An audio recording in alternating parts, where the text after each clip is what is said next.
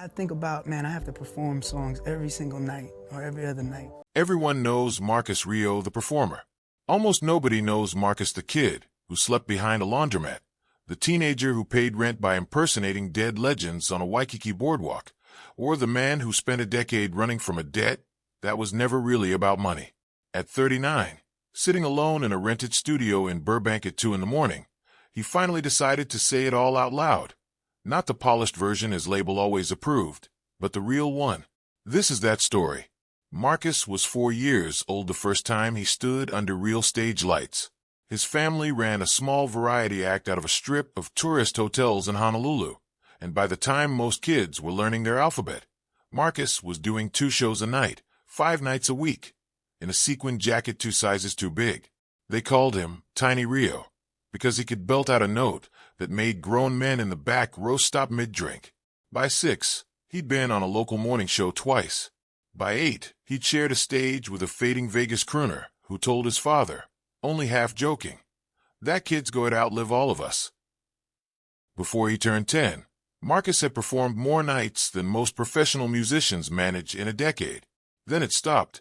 His parents split when he was 13, and the family act folded overnight. There was no more matching jacket, no more spotlight, no more steady paycheck from tourists who wanted a little nostalgia with their Mai Tais. Marcus and his father bounced between a cousin's garage, the back seat of an old station wagon, and for 2 rough months, a converted storage unit behind a defunct laundromat that the owner let them use in exchange for sweeping up. There was no shower, so they'd sneak into a nearby motel pool before sunrise and rinse off in the shallow end. Dinner, more nights than not, was a gas station musubi split 2 ways. Marcus taught himself guitar in the dark because they couldn't afford to run an amp. And at school, kids who once asked for his autograph now avoided him because his shoes had holes in them. He kept singing anyway. At 14, he started doing impressions on the boardwalk for tip money. A little bit of a smooth voice soul legend here, a swaggering rock frontman there, pulling in maybe $60 on a good night. It was enough for bus fare and the occasional demo session at a strip mall recording studio that charged by the hour. A local label scout heard one of those demos when Marcus was 17 and offered him a deal on one condition: change everything about himself. They wanted a different sound, a different name, a different story than the one he was actually living. He said no. Instead, he picked a stage name that had nothing to do with any label's idea of him, Rio, after a nickname his grandmother used to call him because she said he sang like the ocean. At 18, Marcus flew to Los Angeles with $400, 2 burned CDs, and a duffel bag. The first year nearly broke him. He cycled through 5 different couches and a $28 a night motel off a boulevard he'd rather forget. He took a job at a car wash that lasted exactly 9 days before he was fired for singing too loudly to customers instead of finishing the job. For a stretch that summer, he ate almost nothing but a $1 menu bean burrito, sometimes twice a day, just to make his money stretch to the next open mic booking. A small label finally offered him a contract, 3 pages, barely enough to cover a coffee shop napkin. He used to joke. They tried to mold him into a sound that wasn't his. 8 months later, they dropped him without releasing a single track. It felt like the end. It wasn't. Another artist dropped by the same label around the same time. A producer named Eli Vance became his closest collaborator. The 2 of them started writing together in the back of Eli's dented hatchback parked outside a garage studio in North Hollywood, trading half-finished hooks and paying the engineer in home-cooked meals because neither of them had cash. They called their little crew the late shift because they only ever seemed to get studio time after midnight, when the paying clients had gone home. For 2 years, they studied hit records obsessively, breaking down what made a chorus stick, rewriting the same 16 bars 50 different ways until something clicked. The break came sideways, like it always does. Marcus's older sister, working a retail job near a music industry office, slipped one of his demos to an assistant who happened to work for a well-known producer. The producer almost didn't listen. The vocal take sounded thin on the office speakers, but 40 seconds in, Marcus hit a note that made him rewind the track twice. No deal came out of that meeting, but word started to travel. To keep the lights on, Marcus and Eli sold a song they'd written for themselves to another artist for a modest but life-changing sum. Then came the real turning point. A hook they wrote for someone else's single became a runaway hit, climbing to #1 and moving hundreds of thousands of copies in its first week alone. Suddenly, every label that had once passed on Marcus wanted to know who he was. His debut record didn't explode so much as creep, then detonate. A short, overlooked opening EP sold modestly and drew little attention outside his hometown. 5 months later, his first full album dropped, recorded for less than the cost of a used car, with almost no outside production. It became one of the defining pop records of its decade. Platinum certifications stacking up for years, a run on international charts that outlasted albums people expected to be classics. His first single became inescapable on radio, and by the time he released his second, critics were already calling him one of the most complete songwriters of his generation, a rare artist who wrote his own hooks, played his own instruments, and produced half his own tracks before he turned 26. He kept pushing the sound further with every release, dabbling in funk, rock, reggae, and old-school soul on a follow-up album that his own label initially worried was too chaotic for radio. He gave up a slice of his own royalties just to pay for real horn players and vintage analog gear instead of digital shortcuts. The gamble worked.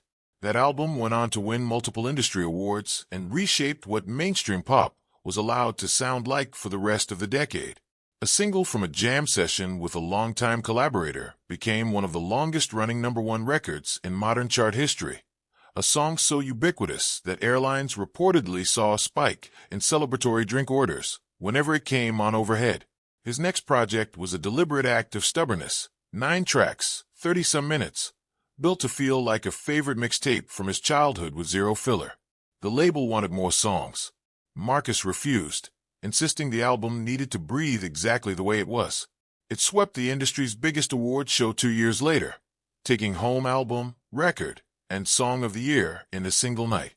The tour that followed crossed 6 continents, broke regional ticket records in more than one country, and became one of the highest-grossing tours of the decade, all while Marcus insisted on keeping ticket prices lower than his own team recommended. Then came the side project nobody saw coming. Late one night in Las Vegas, Marcus stepped on stage in a gold suit and told a stunned crowd that he and Eli had secretly built an entire retro soul duo together.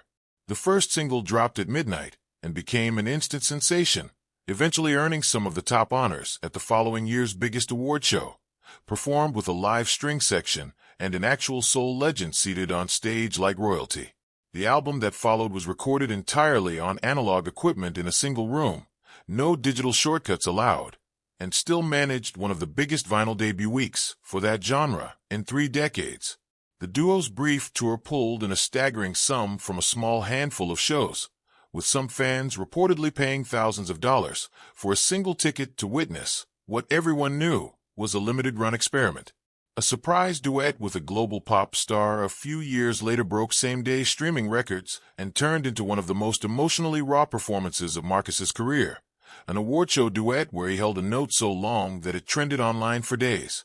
Another cross-genre collaboration, this time with a rising international girl group star, became one of the biggest debut duets in its category, racking up hundreds of millions of views within days and eventually crossing billions of total streams.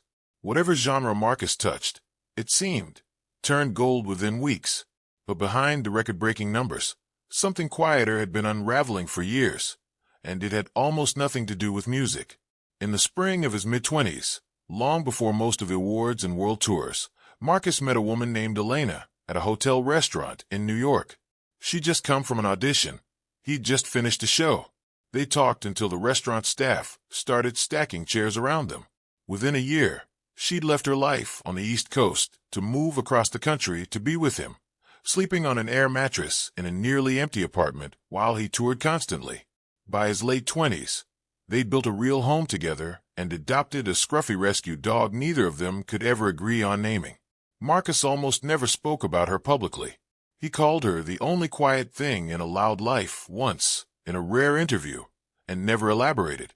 Fans always suspected one of his most heartbroken ballads was written about a rough patch between them, though he refused to confirm it, saying only that it felt like bleeding into a microphone. In 13 years together, Elena appeared at maybe a handful of public events. Then, Late last year, longtime fans noticed her usual anniversary post never appeared. A few days later, paparazzi caught Marcus flying to Tokyo alone, wearing a necklace she'd once given him, the engraved side quietly turned toward his skin.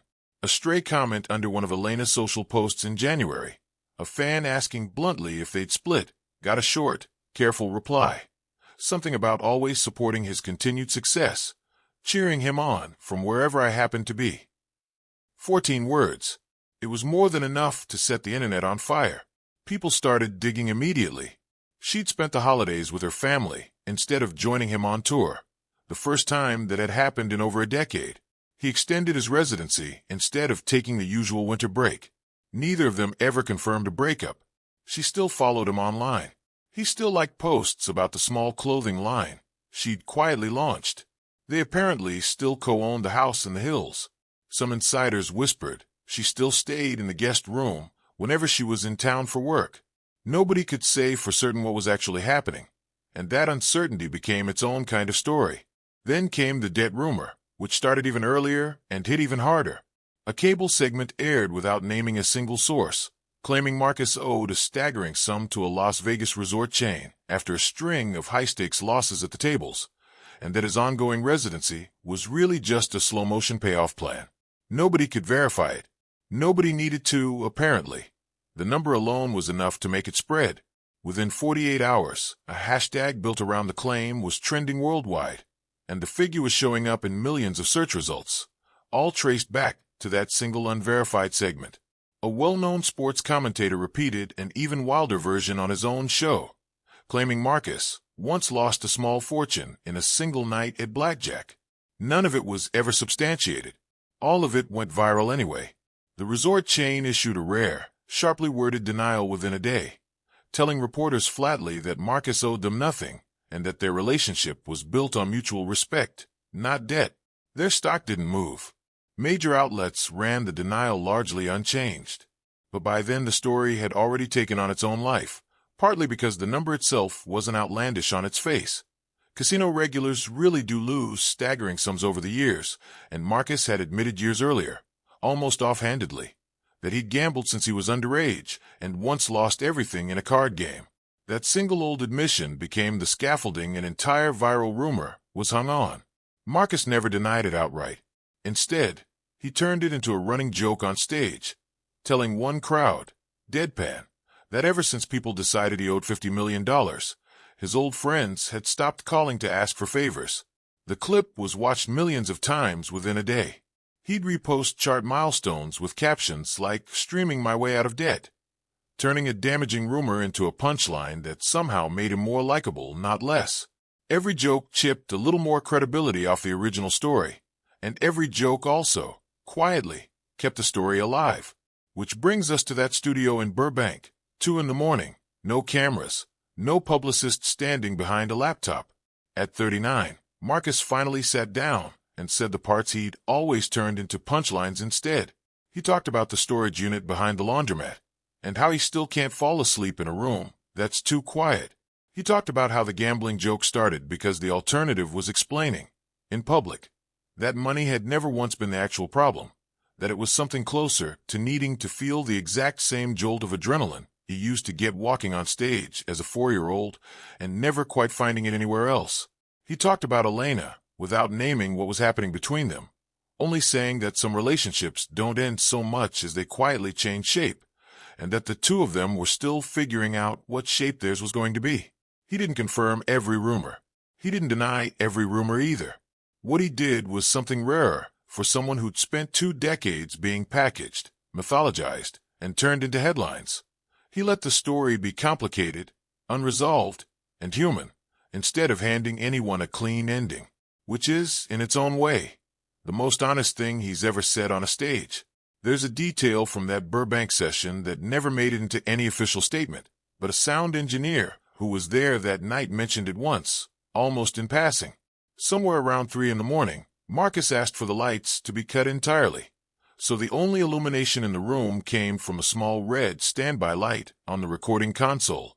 He said he wanted to talk the way he used to talk to his father in the dark, back when they couldn't afford to keep the electricity running and conversation was the only thing that cost nothing. For a man who built an entire career on spectacle, gold suits, string sections, stadiums shaking under a bass line, it was strange to hear him say that the realest thing he'd ever done was sit in the dark and just talk.